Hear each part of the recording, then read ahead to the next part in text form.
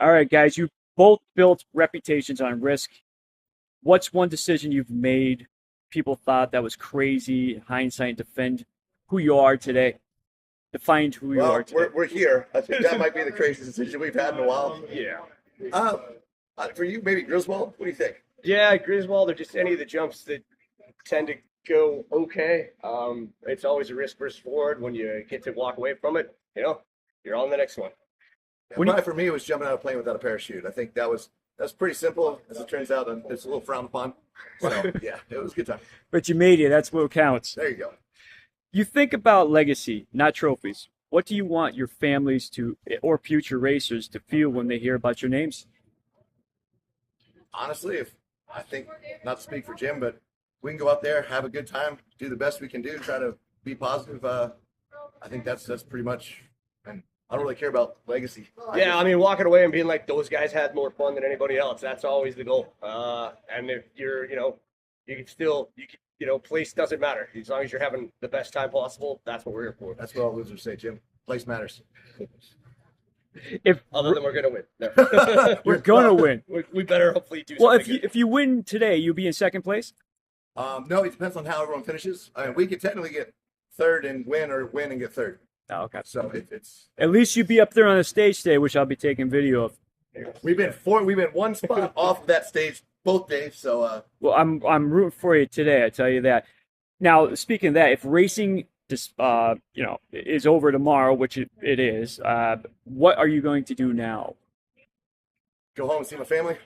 Yeah, I don't get to do that. I actually just got to go buy a bunch of minivans because we've got a minivan race coming up on Friday. So All right. I'll meet you back at that race Yeah. on Friday, but I'm going home for 2 days. Are you guys being co-pilots and stuff like that for that race, or what? No, I'm against them. I was gonna say we're competitors for that one, so it'll be just on to the next race and up at the Freedom Factory here in Florida. Really? Yeah. I'm gonna have to hit that up, man. You've both pushed the human limit. I mean, obviously. I mean, geez, look at you two. How do you Still recalibrate? standing. Gonna What- live forever. That's kind of the bottom line. How do you do it? How do you muster to the strength and just I don't. I think what other people would see as just a horrible idea, we see as a good time. Yeah, what time? Yeah, What's what the time? best? Sign me up. Yeah. No, my dad always said, he's like, if you wake up every morning with a passion, whether anyone else sees that same passion and you're driven to do something, you're doing the right thing. what's something the average fan for you guys that doesn't understand about the mental side of throttle control, the split second trust between driver and throttle man? I think we're both laughing because I don't know if we have that trust that you're talking about, but it's the craziest thing I've ever done. I mean, at least for me, getting in that boat is at least like it's scary. It's on the edge of out of control for sure. I started motocross where it was just, me out there, blocked out everything else. And then I got into rally where the better that I listen, the more homework we do, the better we do as a team. And now this one, to only be half in control of what's going on. And that's why you hear a lot of yelling in the boat, but it's not anger. It's just like, this is what I would do. And he's like, this is what I'm doing. I'm like, okay, well, we'll go with that one because you got the steering wheel. But you can't change my mind, and we're already in it. So yeah. In moments of chaos, when visibility drops, when engines scream, what's a silent signal or unspoken rule that keeps you both synchronized? He knows I'm always going to keep the throttle down, and I know he's not going to freeze up. And yeah, here we go. Oh no, oh no, oh no. Sorry. Yeah, that doesn't mean slow down. How do you rebuild team chemistry after a mistake when the decision nearly costs everything, which hasn't yet? Did that thank happen That's just- before? Yeah. Yeah. If it happened in the past, it's in the past. Yeah, exactly. We're already through that corner. Nothing we can change now. We just got to figure out how to keep going. Just a couple more questions. You've both been at the center of innovation, especially on water, on land, in air. What's the next frontier that excites you in a way that racing didn't? Oh man, yeah, you got that one.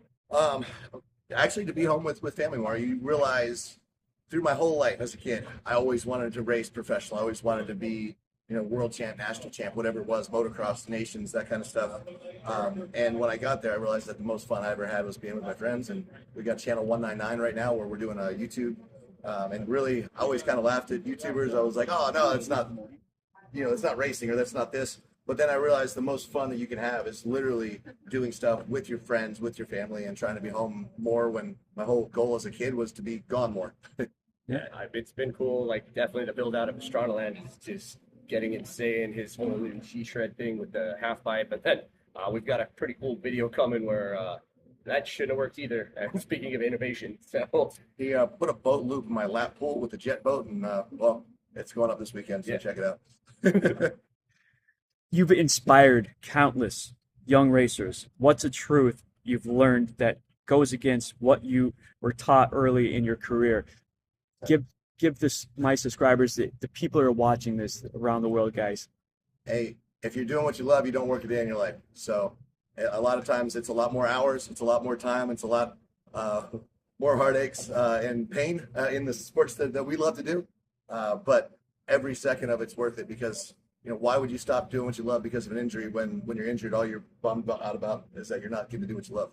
I got two more questions, and that's it, and I'm out of your hair.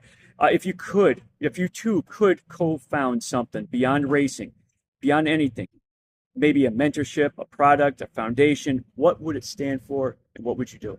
Go ahead, Jim. I mean, on that one, I think that's kind of what we're trying to build right now with the Channel 199 to just show, like just good times now, being home, being around friends, and like to that point, I think that's kind of where we both like to stand, is just being able to be happy again, not working, doing what you love. And Yeah, I mean, at the end of the day, with that, it gives us a platform to build up and coming talent that might not have an opportunity to have the airbags or the jumps and the motorcycle, and to try to help the next generation not make all the mistakes that we did, and do some things a little safer. Now, this is my final question to you guys, and it's been an honor. I mean, honor both of you, and I'm grateful, humbled. Thank you for the time. You both built careers in high-stake environments. How do you find peace when everything around you is just chaos? It's a good question. yeah, I'm like, how do I? I'm coming in strong. No, like, so, This is deeper than I was Yeah, planning to get this one before we got in the boat. yeah, for sure. No, I think for me, well, go. No, that's okay. Go ahead. Both of you, please, both of I you. was just gonna say, for me, it's just being. I call it my vacation home, but it's just where I live. I live up in the woods in a canyon in Utah, and that's kind of where, you can just go out, take a breath of fresh air, kind of disconnect from, the social worlds, and just that's kind of all right. Take a breather, get back in it, and we're just right back into the next race, next adventure. I think passion doesn't allow you to take a day off. Everyone says, "What do you do when you're not doing your job?" And I'm paying to do the exact same thing. The thing that keeps my mind sane, I guess, is just exercise. And luckily, most of the things that we do, as we get older and more broken, it's harder to do that. But the physical side of it is really cool. I like to push myself on whether it's a bicycle or swimming or gym or whatever that is. And I think it's the one time. That's why motocross I always thought was so great, because nothing else in the world matters. And as dangerous it is, as risky as it is, as much pain as you might be in while you're doing it, you're very focused on that moment, and it allows you to really clear your mind. Again, thank you so very much. And you guys, social medias, could you throw that out there?